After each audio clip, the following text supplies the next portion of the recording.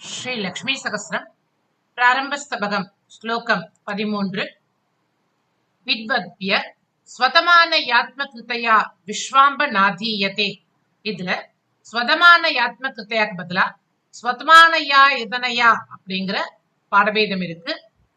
துத்யாதி சுகம் அக்ஞ சேதசி திருஷத் பிராயேன தூயே ததக காந்தர்வீஹி புரந்தராதி சிரசாம் ஆந்தோலயித்ரி சிரம் கீதிஸ்ஸா பதிரான்ன நந்தயதி சேத் கிம் சின்னம் ஏதாவதா.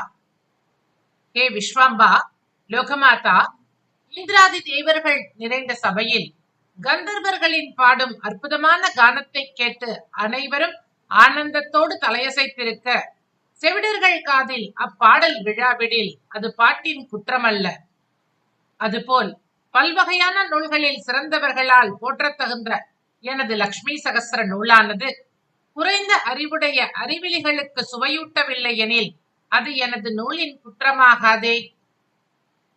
வித்வத்யஸ்வதமானயாத்மகிருதயா விஸ்வாம்பநாதீயதே. வித்வத்யஸ்வதமானயாத்மகிருதயா விஸ்வாம்பநாதீயதே. வித்வத்யஸ்வதமானயாத்மகிருதயா விஸ்வாம்பநாதீயதே. स्तुत्या ते सुखमज्ञचेतसि दृशत् प्रायेण धूये ततः. स्तुत्या ते सुखमज्ञचेतसि दृशत् प्रायेण धूये ततः. गान्धर्वीः पुरन्धरादिशिरसाम् आन्दोलयित्री चिरम्. गान्धर्वीः पुरन्धरादिशिरसाम् आन्दोलयित्री चिरम्. गीतिस्सा बधिरान्न नन्दयति चेत् किं चिन्नम् एतावता. गीतिस्सा बधिरान्न नन्दयति चेत् किं चिन्नम् एतावता. विद्वद्यस्वतमानयात्मकृतया विश्वाम्बनादीयते.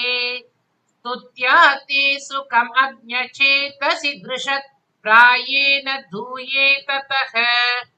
गान्धर्वीः पुरन्धरादिशिरसाम् आन्दोलयित्री चिरम्.